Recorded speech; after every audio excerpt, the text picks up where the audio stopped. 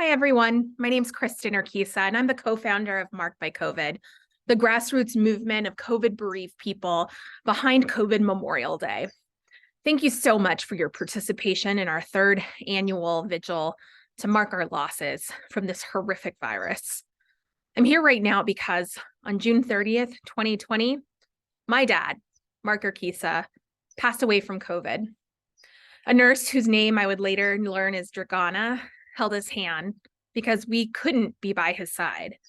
And he was one of 85 people to die in Arizona that day, bringing our losses up to what seemed at the time an unimaginable 3,638 people gone in the state.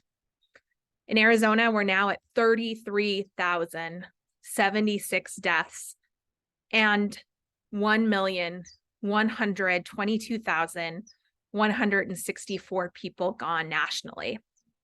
At least that's what the official count is. To experience this loss while so many others were returning to normal due to misinformation was unimaginable. In the days following my dad's death, I told our story over and over again to dozens of media outlets. Others reached out because they wanted to connect and share their stories too. And then Joe Biden himself talked about my family at a campaign event in Wilmington, Delaware. And I was floored to hear my name come out of his mouth.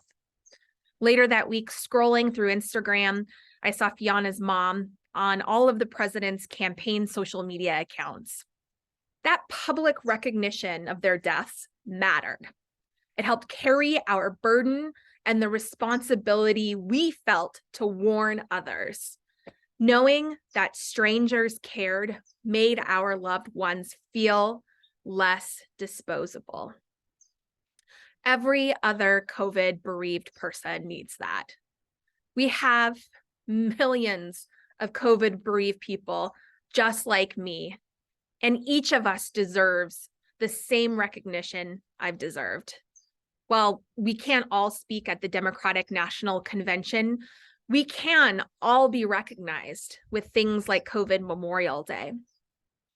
Almost 1 year ago today, I read an interview where TV icon Oprah Winfrey told Los Angeles Times reporter Marissa Evans, quote, "I am appalled.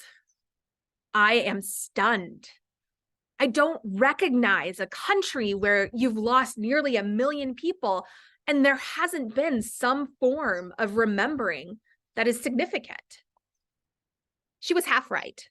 There are thousands of grassroots memorials, so many so that we're about to launch a crowdsourced matrix to document them all.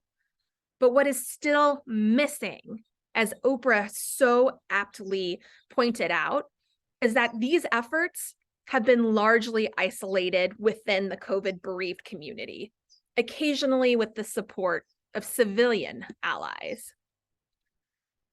President Biden held a memorial event on the eve of his inauguration. The COVID bereaved community said it was healing. But despite that beautiful event, no sitting president nor governor has met with a delegation of the COVID bereaved. And I've got to say, I'm with Oprah. I'm appalled by our collective forgetting. And so are the thousands of COVID bereaved people that I've met through this work. Recognition of my loss and assurance that my dad's death was not in vain fundamentally transformed my grief journey. I was able to turn pain into purpose and launch this movement. Now, I'm fighting on behalf of each and every one of my siblings in grief who deserve similar recognition and healing. I know that we know how to do this. In the beginning of the pandemic, we clapped for healthcare and essential workers every night at 7 p.m. We social distanced to protect one another. When the COVID death toll reached 100,000, the New York Times ran a front page story stating the losses were incalculable. But when we reached 1 million deaths, crickets. And I couldn't understand why the country's interests seemed to wane as the death toll continued to grow. Shouldn't we care more and not less? Yes, that was the clear response from the COVID bereaved community. We should absolutely care more. Again and again, meeting after meeting, survey after survey, community members identified recognition as a consensus-winning top priority. And so for the last 3 years, we've gathered on the first Monday of March to observe COVID Memorial Day, remember our loved ones, and support one another in our grief and our healing. And every year, we invite allies and upstanders to join us in bearing witness and help shoulder our burden. We've championed COVID Memorial Day resolutions in more than 180 cities and in 9 states. And this year, for the very first time, a governor is attending one of our events. I am so grateful to Arizona Governor Katie Hobbs for being with us here today in Arizona. But we're not nearly done. The US has come a long way in acknowledging that your zip code should not define your quality of life. And given our patchwork of support for COVID Memorial Day, our zip codes are still defining our quality of death. Whether you are honored and mourned as a part of a state or a nation's losses, or treated like the collateral damage of a natural disaster.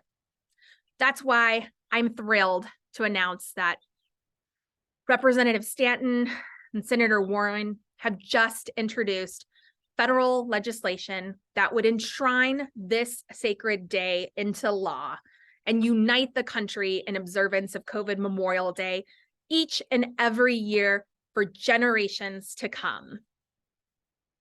President Biden famously stated, "To heal, we must remember." And if we want to heal as one nation, we must remember as one nation. And so today I have a plea on behalf of my estimated 9 million COVID bereaved siblings in grief directly to President Biden. Mr. President, we did all that we could during the worst moments of our lives to make sure we had a leader in the Oval Office who would ensure that we remember and heal as one nation. We must also take concrete steps to ensure that the passage of time does not write out our stories into the national narrative. We know it's important to be together in solidarity and witness firsthand the wake of any destruction. When buildings fall, towns burn, and hurricanes demolish, presidents sit with our pain, embrace our orphan children, and look survivors in the eye. It signals to the nation that it's time to grieve, that we won't leave those most harmed behind in recovery. Please meet with COVID bereaved people, as you have so often met with other disaster victims, to hear our stories directly and show us and the nation that you care. And then take concrete steps to make sure that the bereaved have what we need to recover, including publicly supporting our efforts for an official COVID Memorial Day. Me telling my story and sharing the complexity of emotions associated with a COVID loss, and the world listening gave others permission to tell theirs. COVID Memorial Day does the same thing, but this time for everyone. And to all of our upstanders and people in the United States, we are in a crucial moment between remembering and forgetting, honoring or disposing, learning from or repeating past mistakes. And though not everyone has the power of the Oval Office, each and every one of us has the ability to be an upstander somehow. We all have a superpower that we can use right now in this fight. Solidarity comes in many forms. I encourage you to donate a contribution to Marked by COVID. You could also listen to a friend's experience and then create a college course on COVID grief.